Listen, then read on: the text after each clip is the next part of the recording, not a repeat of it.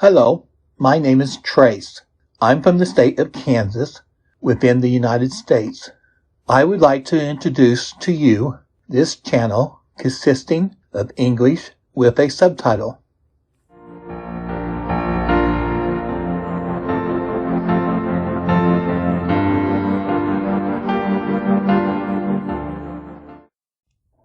The Good Earth by Pearl S. Buck, 1892 to 1973. Chapter 2. There was this luxury of living. The next morning he lay upon his bed and watched the woman who was now wholly his own. She rose and drew about her loosened garments and fastened them closely about her throat and waist. Then she put her feet into her cloth shoes and drew them on by the strap hanging at the back. The light from a small hole shone on her in a bar, and he saw her face dimly. It looked unchanged. The old man's cough rose querulously out of the dusky dawn, and he said to her, "Take to my father first a bowl of hot water for his lungs." She asked, "Are there to be tea leaves in it?" The simple question troubled Wang Lung. He would have liked to say, "Certainly there must be tea leaves. Do you think we are beggars?" But he knew his father would be angry if on the first day the woman served tea to him instead of water. Besides, they really were not rich. He replied negligently, therefore, "Tea? No, no. It makes his cough worse." And then he lay in his bed, warm and satisfied, while in the kitchen the woman fed the fire and boiled the water.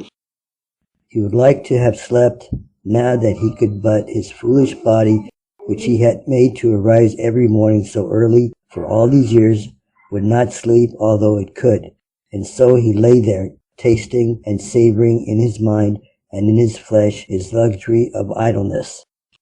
Part of the time he thought of his fields and of the grains of the wheat and of what his harvest would be if the rains came, and of the white turnip seed he wished to buy from his neighbor Ching if they could agree upon a price.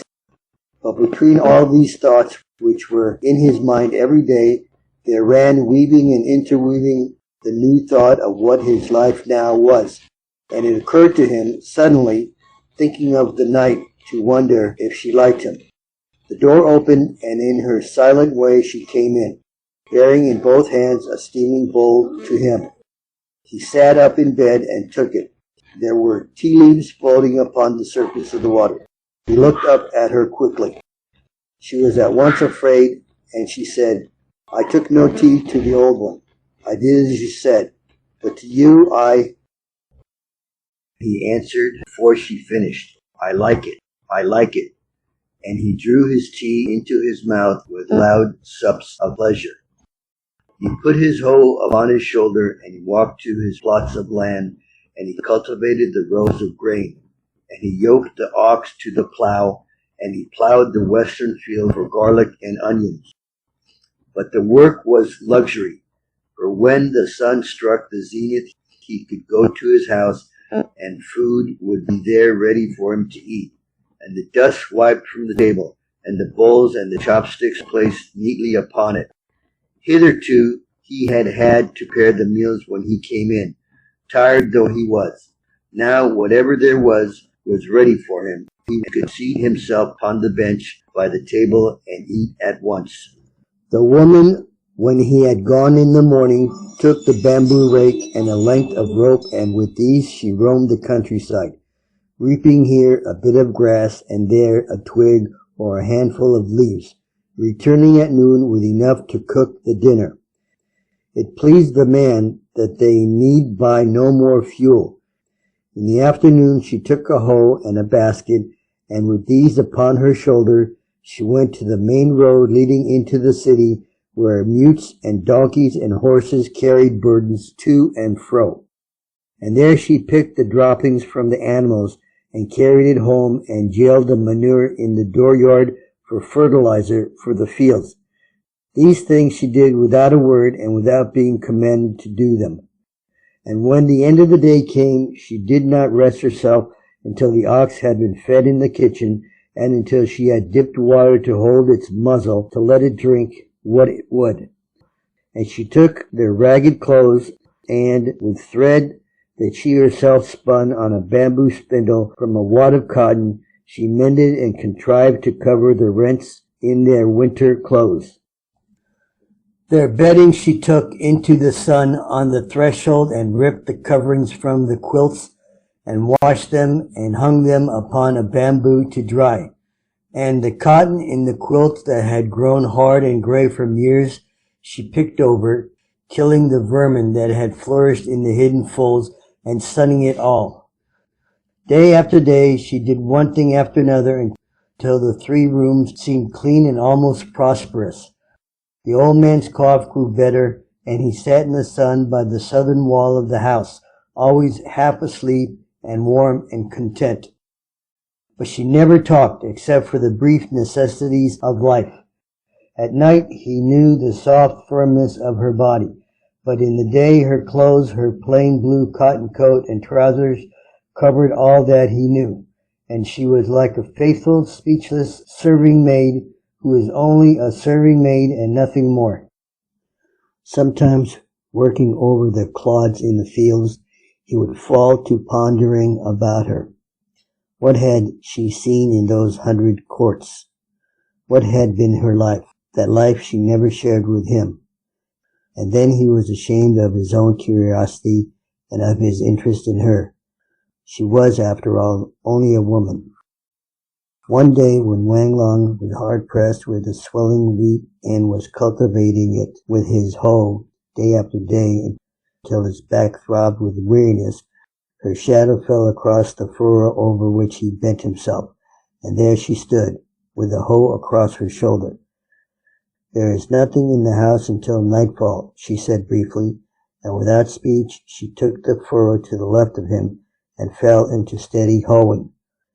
The sun beat down upon them, for it was early summer, and her face was soon dripping with her sweat. Wang Long had his coat off and his back bare, but she worked with her thin garment covering her shoulders, and it grew wet and clung to her like skin. When the sun had set, he straightened his back slowly and looked at the woman. Her face was wet and streaked with the earth. She was as brown as the very soil itself. Her wet, dark garments clung to her square body. She smoothed a last furrow slowly. Then in her usual plain way she said, straight out, her voice flat and more than usually plain in the silent evening air, "I am with child."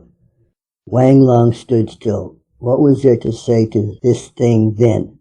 She stooped to pick up a bit of broken brick and threw it out of the furrow. It was as though she had said, "I have brought you tea," or as though she had said, "We can eat." It seemed as ordinary as that to her, but to him, he could not say what it was to him. His heart swelled and stopped as though it met sudden confines. Well, it was their turn at this earth.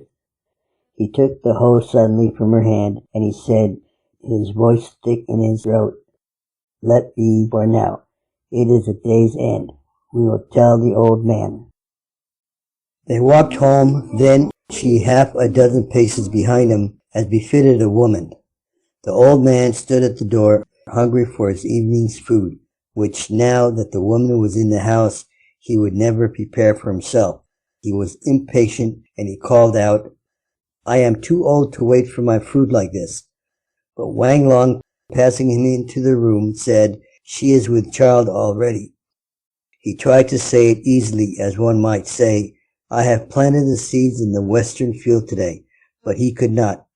Although he spoke in a low voice, it was to him as though he had shouted the words out louder than he would. The old man blinked for a moment, and then comprehended and laughed. "Hey, hey, hey," he called out to his daughter-in-law as she came, "so the harvest is in sight." Her face he could not see in the dusk, but she answered evenly, "I shall prepare food now." "Yes, yes, food," said the old man eagerly, following her into the kitchen like a child. Just as the thought of a grandson had made him forget his meal, So now the thought of food freshly before him made him forget the child. But Wang Long sat upon a bench by the table in the darkness and put his head upon his folded arms. Out of this body of his, out of his own loins, life.